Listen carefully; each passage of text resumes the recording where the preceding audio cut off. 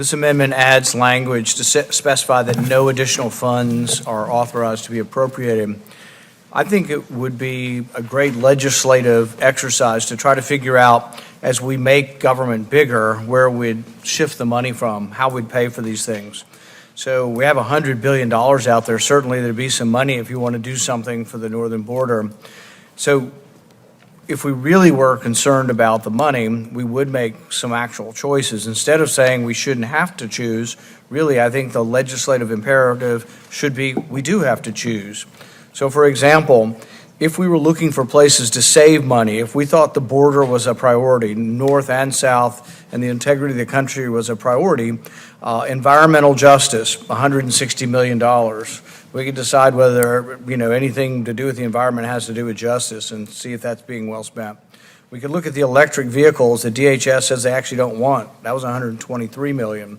The law since the 1960s has said the federal government can't and shouldn't discriminate. I completely agree with that. We should have no discrimination in government. And yet, and I thought we'd gotten way beyond that. You don't find many accusations of you do. When you do, you have a legitimate civil action if someone discriminates against you. But instead of acknowledging how far we've come, we've taken a step backwards where we have all of this money going into identifying people based on their race. Diversity Fellowship, $1.3 million. Diversity Program Evaluation, $800,000. Diversity Inclusion Training, $700,000. Study of Diversity, Equity, and Inclusion in the Fire Services, $183,000. Diversity, Equity, Inclusion in the Fire Service, another $160,000. Diversity, Equity, Inclusion Working Group, $56,000. So, it goes on and on the list. I mean, we're talking about millions of dollars. And the thing is I think our job as legislators should be to determine, if the things before us in these bills are important, why don't we not spend it somewhere that's less important? Why don't we have a debate? I think there's not a person on either side that doesn't agree there should be no discrimination, that the government should be colorblind. I think we have for a long time. I mean, the worst example that I can think of is probably back with Woodrow Wilson, deciding to no longer have individuals hired who were African American back in the teens. But we've come a long way since then. I think we do a pretty good job, and we should continue to be vigilant. But the idea of identifying people based on their race is actually the reverse. The Supreme Court's now looked into this and sort of acknowledged that we're at a time in our history when we should quit categorizing people by race, quit separating people out by race, and just say, hey, you're an individual. You do a good job, you continue to work. You don't do a good job, you're judged by your merit, not your ethnicity. So anyway, there's a lot of areas here where we could be cutting, but my amendment simply says that no additional funds are authorized, and then what would have to happen is whoever's in charge of actually spending the money at the Department of Homeland Security could look at all these programs, electric vehicles, climate adaptation office, all this stuff that's going on that really does nothing to do with our border, and decide whether it would be better spent on the border. So my amendment would require this prioritization of funding, and it would require people to actually make the difficult decisions, which is what really happens at the state government level and the county government level. Because they have a finite budget, they make decisions. Because we have a budget that seems to have no limit because we have a printing press, we just simply say, oh, this is a great idea, and everybody gets together and says, oh, yeah, it's great. Now it's a bipartisan idea. But nobody seems to care where the money's coming from. So most of these bills aren't scored, so we have no idea how much they cost. But this amendment would simply say no additional funds are authorized to be appropriated. It wouldn't stop the bill, just say the bill has to be implemented with the existing funds. This amendment could prevent the DHS from implementing key requirements of this bill to improve the security of our northern border. I would urge my colleagues to vote no. Seeing no other debate, the clerk will call the roll. Senator Carper. No by proxy. Senator Hassan. No. Senator Sinema. No. Senator Rosen. No. Senator Padilla. No. Senator Ossoff. No. Senator Lumenthal. No. Senator Paul. Aye. Senator Johnson. Aye by proxy. Senator Lankford. Aye by proxy. Senator Romney. Aye. Senator Scott. Aye. Senator Hawley. Aye. Senator Marshall. No.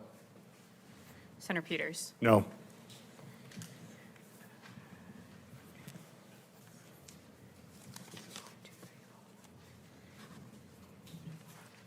Mr. Chairman, on the vote of those present, the yeas are 4, the nays are 8. On the vote by proxy, the yeas are 2, the nays are 1. In this vote, the yeas are 6, the nays are 9, and the amendment is not agreed to.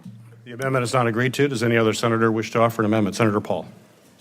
This is Paul, Amendment 3. It would add a 2-year sunset to this bill. This would allow us to determine whether this works. You know, great ideas are great ideas, but then we should reevaluate them in practice and find out if they worked. So this Northern Border Coordination Center, if it's a great idea, in 2 years we'd come back, we'd have a hearing, we'd bring in the head of the Northern Border Coordination Center, and we'd ask them questions. We might bring in opponents who say it's not working. We might bring in supporters who say it's working and we should double the budget for this. We spend $10 million, we should spend $20 million.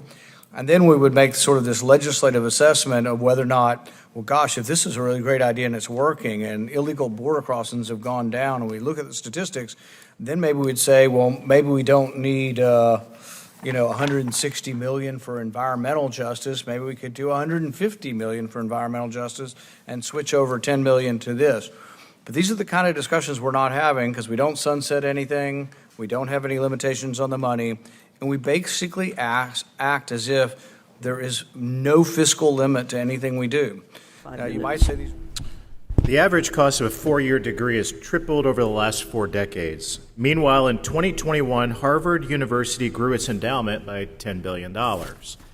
Dr. Gillen, why haven't schools flush with cash like Harvard used a small piece of their profits to lower tuition cost?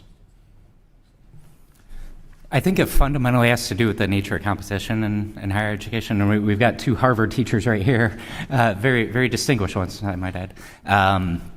The way you become Harvard is you accumulate a massive endowment, and the goal is to create the perception and hopefully the reality of high academic excellence in every field.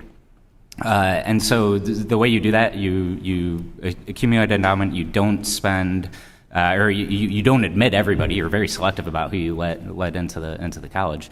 And so you combine this, and you've got basically a very rich institution that is kind of cream skimming the best students, and then we all kind of agree that it's a great school because of that. No offense to you guys, but that might not be the case. There might be a community college out there that's doing a $53.2 billion endowment. I mean, isn't that absurd? I mean, I'm baffled by it. That why couldn't that money be used to lower tuition cost? Harvard absolutely could just waive tuition for all their students if they wanted to. They could probably waive tuition for all students in Boston if they wanted to. Maybe throughout the entire United States of America, $53.2 billion. So why should Harvard be entirely exempt from paying any federal income taxes on that $53 billion endowment? That's a great question. I don't know. There was a small change to an endowment tax, essentially, on the return on investment. I think it's 1.4% that applies to some endowments. I don't know if Harvard is caught up in that or not, but that law could be updated. Really crazy. Relatedly, a 2021 Heritage Foundation report found that the average U.S. university has 45 full-time staff dedicated to DEI.